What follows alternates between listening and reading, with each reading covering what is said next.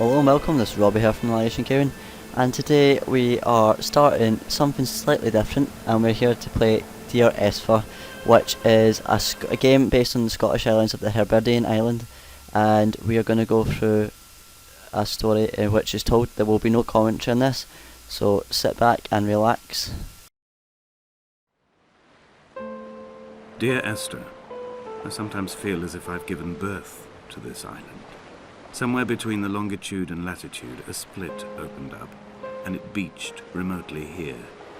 No matter how hard I correlate, it remains a singularity, an alpha point in my life that refuses all hypothesis. I return each time leaving fresh markers that I hope, in the full glare of my hopelessness, will have blossomed into fresh insight in the interim.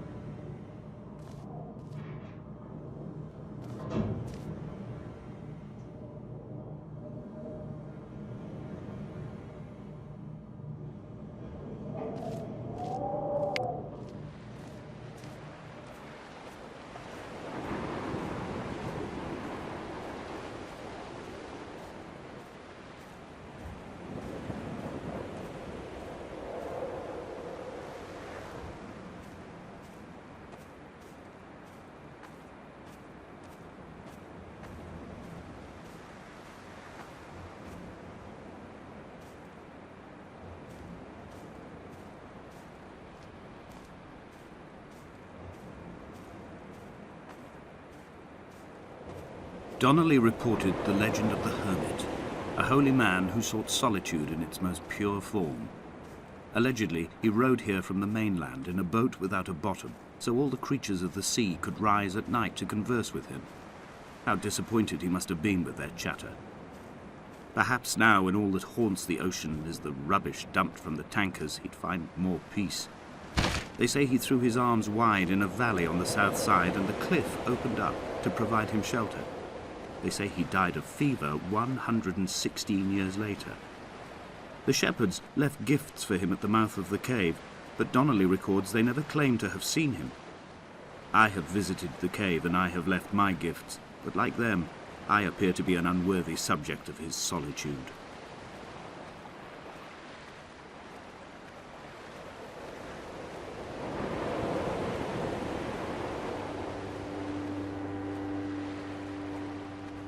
At night, you can see the lights sometimes from a passing tanker or trawler. From up on the cliffs, they are mundane. But down here, they fugue into ambiguity. For instance, I cannot readily tell if they belong above or below the waves. The distinction now seems banal. Why not everything and all at once? There's nothing better to do here than indulge in contradictions whilst waiting for the fabric of life to unravel.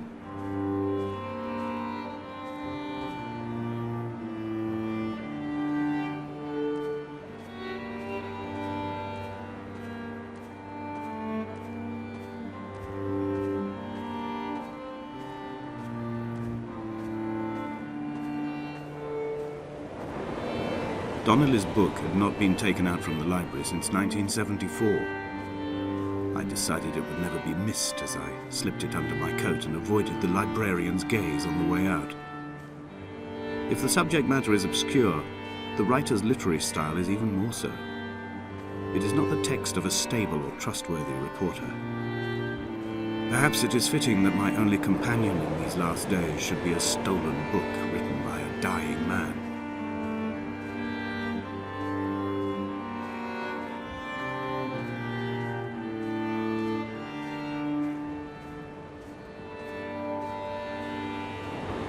When someone had died or was dying, or was so ill they gave up what little hope they could sacrifice, they cut parallel lines into the cliff, exposing the white chalk beneath.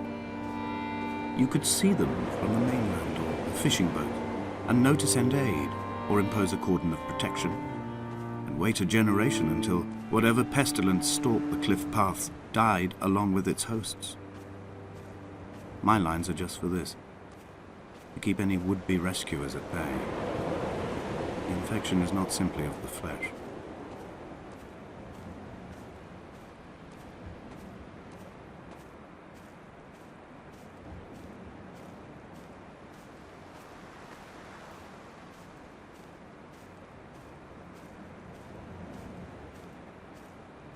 I quote directly, a motley lot with little to recommend them. I have now spent 3 days in their company. That is, I fear, enough for any man not born amongst them. Despite their tedious inclination to quote scripture, they seem to me the most God-forsaken of all the inhabitants of the outer isles. Indeed, in this case, the very gravity of that term, forsaken by God, seems to find its very apex. It appears to me that Donnelly, too, found those who wander this shoreline to be adrift from any chance of redemption. Did he include himself in that, I wonder?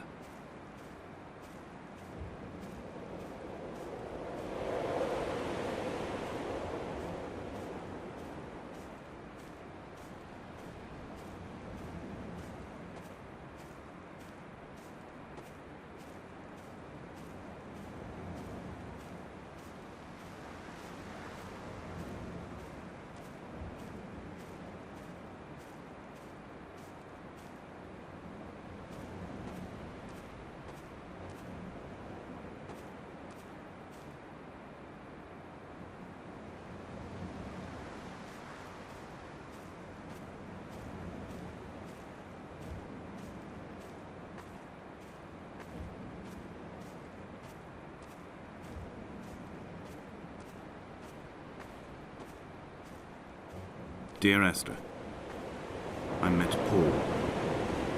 I made my own little pilgrimage. My Damascus, a small semi-detached on the outskirts of Wolverhampton. We drank coffee in his kitchen and tried to connect to one another. Although he knew I hadn't come in search of an apology, reason or retribution, he still spiraled in panic, thrown high and lucid by his own dented bonnet. Responsibility had made him old. Like us, he'd already passed beyond any conceivable boundary of life.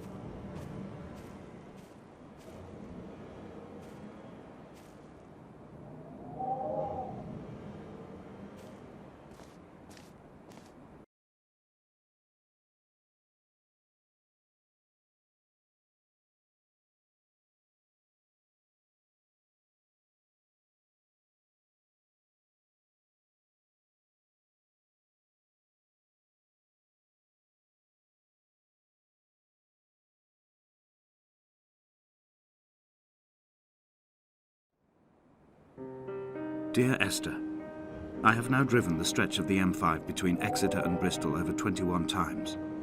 But although I have all the reports and all the witnesses, and have cross-referenced them within a millimetre using my Ordnance Survey maps, I simply cannot find the location. You'd think there would be marks to serve as some evidence. It's somewhere between the turn-off for Sanford and the welcome brake services. But although I can always see it in my rear-view mirror, I have as yet been unable to pull ashore.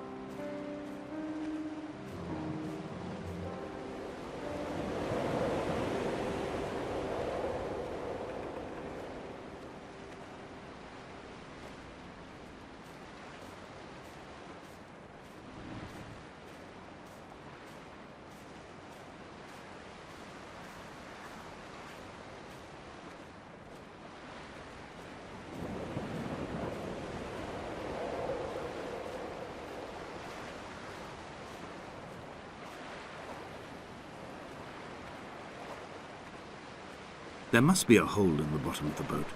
How else could new hermits have arrived?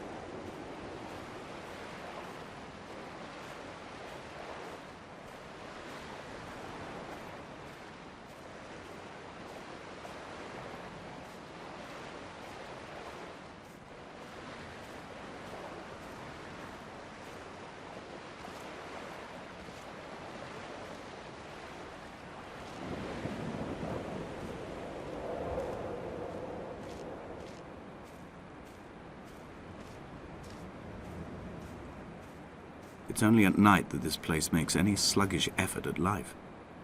You can see the buoy and the aerial. I've been taking to sleeping through the day in an attempt to resurrect myself. I can feel the last days drawing upon me. There's little point now in continuation.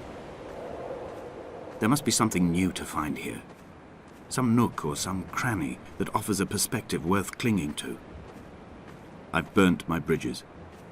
I've sunk my boats and watched them go to water.